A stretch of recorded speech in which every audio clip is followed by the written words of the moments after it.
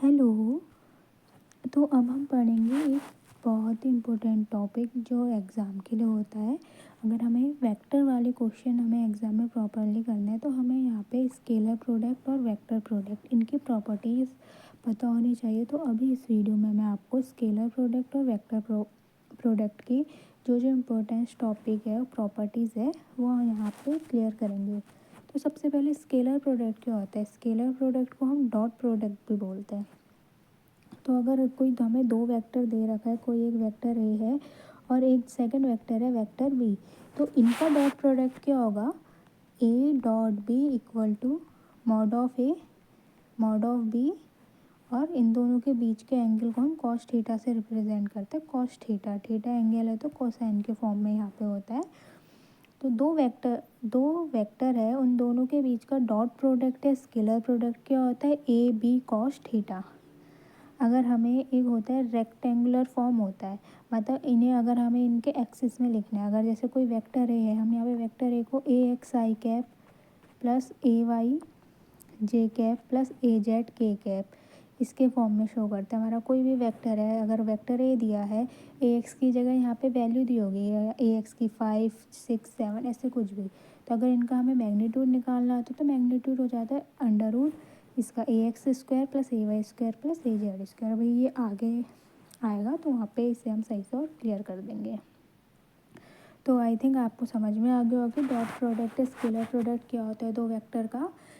Vector A dot vector B equal to A B cos theta. तो अब इससे related कुछ प्रॉपर्टीज़ है। पहली प्रॉपर्टीज़ हमारी ये है कि scalar product is commutative in nature.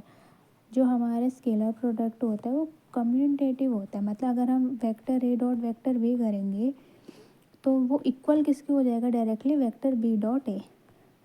या तो हम वेक्टर ए डॉट बी करें या बी डॉट ए करें, इनको वेक्टर को आगे पीछे करके अपोजिट में कुछ भी करें तो ये दोनों हमारे इक्वल होती है दोनों वैल्यू, इसका मतलब ये हमारा कम्यूटेटिव है।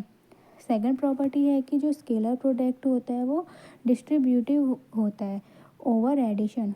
तो हम इसे एडिशन में से हम डिस्ट्रीब्यूट कर सकते हैं। Means A dot B plus C दे रखा है हमें, अगर किसी क्वेश्चन में निकालना है तो हम इसको क्या लिख सकते हैं? A dot B plus A dot C. जो डॉट प्रोडक्ट है बी प्लस सी दोनों के एडिशन में डिस्ट्रीब्यूट हो जाएगा। थर्ड प्रॉपर्टी है, ये हमारी मोस्ट इम्पोर्टेंट प्रॉपर्टी, बहुत इंपॉर्टेंट है। अब यहाँ इन ऐसे प्रॉपर्टी से क्वेश्चन आता है। अब इसमें दे रखा है कि दो वेक्टर है जो हमारा परपेंडिकुलर है ईच अदर। वेक्टर ए और वेक्टर बी दो वेक्टर है, परपेंडिकुलर है, तो इनका स्केलर प्रोडक्ट हमारा 0 होता है। क्यों? हाँ, क्योंकि हमारा डॉट डॉट प्रोडक्ट क्या होता है? Vector A dot vector B equal to A B cos theta. मतलब ये दोनों वेक्टर हमारे परपेंडिकुलर है, वेक्टर ए और बी दोनों एक दूसरे के परपेंडिकुलर है। That means theta equal to 90 degree. Theta 90 हो गया तो कॉस 90 क्या होता है? हमारा 0 होता है। तो मतलब दो प्रोडक्ट ए और बी दोनों हमारे क्या हो जाएंगे? परपेंडिकुलर हो जाएंगे और उसकी वैल्यू 0 आ जाएगी। तो अगर कहीं भी क्वेश्चन में आएगी, क्वेश्चन ऐसे आ जाता है, कोई वेक्टर दे देता है हमें, वेक्टर ए दे देगा कुछ भी, एक में लिख दिया 7 आई कैप 2 जे कैप और एक लिख दिया 6 के कैप। ऐसे दूसरा क्वेश्चन दे देगा, कोई वेक्टर भी लिख देगा ए आई कैप प्लस 6 जे कैप प्लस 8 के कैप। अब बोल देगा वेक्टर ए और वेक्टर बी दोनों परपेंडिकुलर है तो ए की वैल्यू निकालो। सिंपल से निकाल देंगे, हमें पता है परपेंडिकुलर है तो दोनों का डॉट प्रोडक्ट 0 हो जाएगा। तो बस दोनों का डॉट प्रोडक्ट कर देंगे, इक्वल टू 0 कर देंगे, तो यहाँ से हमारी ए की वैल्यू आ जाएगी। अगला को प्रॉपर्टीज़ है इसकी कि ए और बी दो वेक्टर है, दोनों क्या है? पैरेलल है और वो भी सेम डायरेक्शन में, तो इनका स्केलर प्रोडक्ट क्या होगा? पॉजिटिव मैग्नीट्यूड होगा। मतलब कोई वेक्टर है ए और बी, हमारा कोई वेक्टर दे रखा है, दोनों पैरेलल है, ऐसे सेम डायरेक्शन में है, तो दोनों के बीच का एंगल क्या होगा? सेम में, तो 0 होगा। एंगल 0 तो कॉस 0 क्या होता है? 1। तो vector A dot vector B क्या हो जाएगा? ए बी, दोनों का मैग्नीट्यूड। और सेकंड है, अगर दो वेक्टर एंटी पैरेलल है, ये एक यहाँ जा रहा है एक यहाँ जा रहा है, दोनों एंटी पैरेलल है, तो एंगल क्या होगा इसका? 180 डिग्री। और कॉस 180 क्या होता है? -1, तो इसका मैग्नीट्यूड मिनिमम हो जाएगा। तो ये हमें याद होना चाहिए कि मैक्सिमम किस में होता है? जब एंगल 0 होगा, मिनिमम होगा जब एंगल 180 होगा। और 0 कब होगा? जब दोनों एक दूसरे के परपेंडिकुलर होंगे। अब इसकी नेक्स्ट प्रॉपर्टी है कि अगर हम scalar product of vector with itself equal to the square of its magnitude, अगर हम कोई वेक्टर है ए दिया है, इसको खुद से ही इसका डॉट प्रोडक्ट ले रहे हैं, ए डॉट ए, मतलब ए भी यहीं है, दूसरा ए भी यहीं है, तो इनके बीच का एंगल क्या हो गया? 0 हो गया। तो ए डॉट ए हो जाता है ए स्क्वायर, और कॉस 0 1, तो क्या हो जाएगा? ये खुद का स्क्वायर। ऐसे भी बहुत सारे क्वेश्चन आते हैं। इस प्रॉपर्टी भी इम्पोर्टेंट है। जैसे हमें दिया रहेगा, अगर ए प्लस बी की कोई वैल्यू दी होगी और पूछा होगा कि इन दोनों के बीच का कुछ एंगल निकालो, तो ऐसे क्वेश्चन के लिए अगर सिर्फ एंगल निकालना होता है तो इसका सेल्फ से डॉट प्रोडक्ट कर देता है। आगे क्वेश्चन होंगे तो आप उसमें समझ जाएंगे।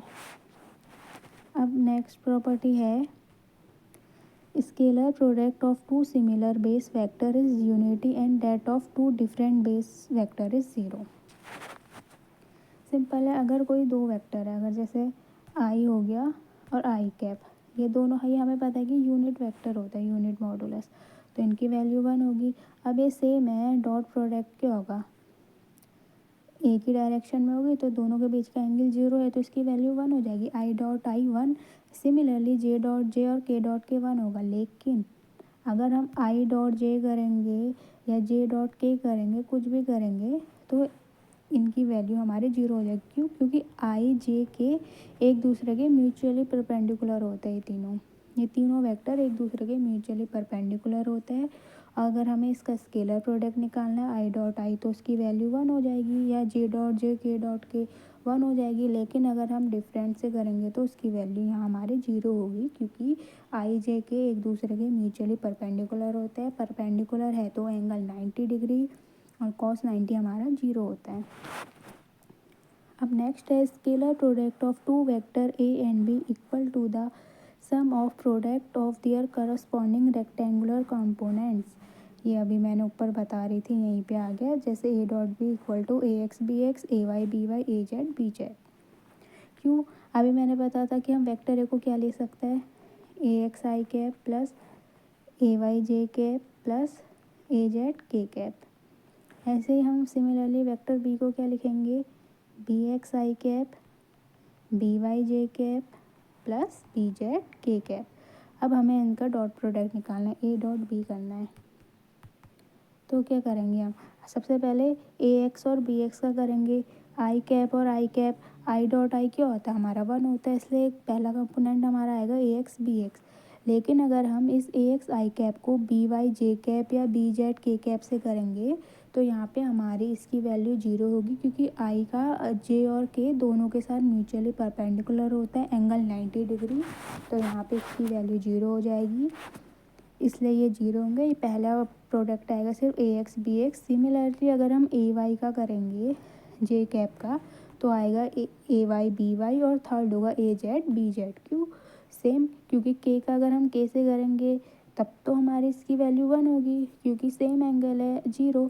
लेकिन अगर इस के का प्रोडक्ट हम आई और जे से करेंगे तो ये म्यूचुअली परपेंडिकुलर है और वैल्यू हमारी यहाँ पे 0 आ जाएगी। और लास्ट प्रॉपर्टी है, cosine of the angle theta between A and B is given by. अगर हमें कोई वेक्टर दे रखा है क्वेश्चन में, सपोज ए कोई वेक्टर दिया, ऐसे बी कोई वेक्टर दे रखा है, तो हमें पूछा है कि इन दोनों के बीच का एंगल क्या होगा? थीटा। तो ऐसे निकलेगा cos theta equal to vector A dot vector B mod of vector A vector B. Most important है, ये लर्न होनी चाहिए, इससे क्वेश्चन आते हैं काफ़ी एग्जाम में। तो क्या होगा? ए डॉट बी निकालेंगे तो ए X B X, A Y B Y, A Z B Z, अभी निकाला था। और अगर हम मॉडुलस निकालना है तो अंडर रूट आई कैप के जो कोफिशिएंट है उसका स्क्वायर, ऐसे ही जे कैप के कोफिशिएंट का स्क्वायर और के कैप के कोफिशिएंट का स्क्वायर। तो उसका कोफिशिएंट क्या है यहाँ पे? A X square, A Y square, A Z square, under root में ऐसे B X B Y B Z. ये हमारी इंपॉर्टेंट प्रॉपर्टी है। तो यहाँ पे अभी हमने स्केलर प्रोडक्ट के रूल्स फिनिश करे। अब हमारे यहाँ पे पढ़ना है वेक्टर प्रोडक्ट। वेक्टर प्रोडक्ट क्या होता है? A cross B. तो जो हमारा यहाँ पे जो वेक्टर प्रोडक्ट होता है, इसका मॉडुलस ए मॉडुलस बी डॉट प्रोडक्ट में कॉस आता है, यहाँ पे वेक्टर प्रोडक्ट में हमारा साइन थीटा आता है, और एक यूनिट वेक्टर आता है एन कैप। जो ये एन कैप होता है ये वेक्टर ए के भी परपेंडिकुलर होता है, वेक्टर बी के भी परपेंडिकुलर होता है। यूनिट वेक्टर होता है जो गिवन वेक्टर होते हैं दोनों वेक्टर के परपेंडिकुलर वेक्टर होता है हमारा एन कैप। तो वेक्टर प्रोडक्ट में क्या होता है, हमारा साइन थीटा आता है, डॉट प्रोडक्ट में हमारा आता है कॉस थीटा आता है। तो फर्स्ट प्रॉपर्टी है, जैसे हमारा स्केलर प्रोडक्ट हमारा कम्यूटेटिव था, तो हमारा वेक्टर प्रोडक्ट होता है वो एंटी कम्युनिकेटिव होता है। That means A cross B equal to minus का B cross A. Vector product B cross A नहीं होता, नेगेटिव में होता है, क्योंकि ये एंटी कम्यूटेटिव होता है। सेकेंड है कि इसको भी हम सेम जैसे स्केलर प्रोडक्ट का डिस्ट्रीब्यूशन एडिशन में हो जाता था, डॉट का ए डॉट बी हो जाता था plus A dot C. Similarly इसका A cross B plus C का हो जाएगा A cross B plus A cross C. Third है कि the vector product of the two parallel और anti parallel vector is non vector. Null vector क्या होता है, जिसकी वैल्यू 0 होती है, नल वेक्टर। अगर हमने किसी वेक्टर को सॉल्व किया है उसका वैल्यू 0 आ गई तो उसको नल वेक्टर कहते हैं। और हमारा क्या है यहाँ पे, अगर हम वेक्टर प्रोडक्ट ले रहे हैं पैरेलल और एंटी पैरेलल, पैरेलल में एंगल 0 होता है, एंटी पैरेलल में 180 होता है। तो वेक्टर प्रोडक्ट में हमारा साइन थीटा आता है, A cross B equal to A B sine theta, और साइन 0 और साइन 180 की वैल्यू 0 होती है, इसलिए यहाँ पे एंटी पैरेलल या पैरेलल हो वो उसका वैल्यू 0 आता है, वो नल वेक्टर होता है। सिमिलरली यहाँ पे ये है कि vector product of a vector with itself is a null vector. अगर हम वेक्टर प्रोडक्ट निकालें किसी वेक्टर का खुद से ही तो वो भी नल होगा, क्योंकि दोनों का डायरेक्शन सेम है, एंगल 0 है, साइन 0 होता है, इसलिए ए क्रॉस ए हमारा 0 होता है। इसलिए अगर हमारा क्वेश्चन में कभी भी आता है सॉल्व करने को, दो वेक्टर दे देते हैं और पूछते हैं उसके बीच का एंगल निकालो, तो हम हमेशा डॉट प्रोडक्ट का यूज़ करते हैं, A dot B cross product का नहीं। क्योंकि इटसेल्फ में अगर आता है हम वेक्टर का खुद से ही उसका मल्टीप्लिकेशन करेंगे, उसका सेल्फ प्रोडक्ट कराएंगे, तो वेक्टर क्रॉस प्रोडक्ट में उसकी वैल्यू 0 आएगी, वहाँ से इसका कोई एंगल नहीं निकलेगा। इसलिए डॉट प्रोडक्ट का यूज़ करते हैं हम एंगल निकालने में सेल्फ में। नेक्स्ट प्रॉपर्टी है magnitude of vector product of two mutually perpendicular vector is equal to the product of their magnitude.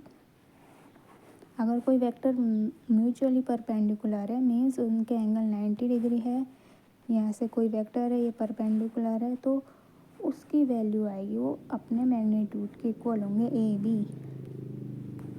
अब यहाँ पे है the vector product of two vector can be express in the terms of their rectangular component as a determinant.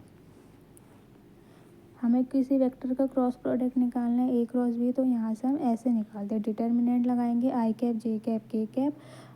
जो ए का coefficient लिखेंगे आई cap वाला, जे का Y वाला और के का के वाला कोफिशिएंट लिखेंगे और इसे सॉल्व करेंगे। डिटर्मिनेंट कैसे सॉल्व करते हैं, सबसे पहले हम आई कैप लेंगे, इसको और इसको छोड़ेंगे और ऐसे मल्टीप्लाई करेंगे, इसके नीचे ए वाई की बी जेड से और बी वाई की ए जेड से, और बीच में आएगा नेगेटिव साइन।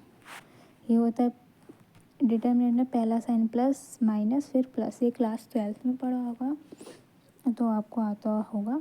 और सेकंड लेंगे माइनस का जे कैप, ये लेंगे ये वाला छोड़ देंगे, जिसकी भी वैल्यू लेनी होती है आई कैप जे कैप उसकी करस्पॉन्डिंग, वो वाला रो और कॉलम को छोड़ के जो बाकी के 4 होते हैं उसका डिटर्मिनेंट निकालते हैं। इसका निकालेंगे, इन दोनों का मल्टीप्लाई करेंगे, प्रोडक्ट लेंगे, फिर इनका करेंगे और बीच में माइनस साइन।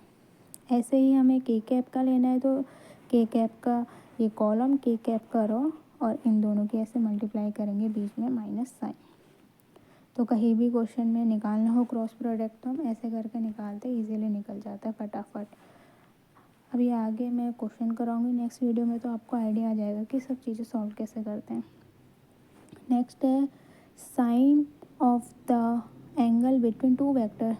अगर हमें टू वेक्टर निकालना है तो हमें उसमें एंगल निकालना है, और वो भी क्या है, theta is the angle between two vector A and B, then sine theta equal to A cross B mod of A mod of B. जैसे वहाँ पे कॉस थीटा का निकाला था हमने, कि कोसाइन कैसे निकालते हैं, तो वहाँ पे ए डॉट बी होता है, तो साइन निकालना है तो यहाँ पे बस 2 वेक्टर होगा, तो उसका क्या नहीं यहाँ लिख देंगे ए क्रॉस बी।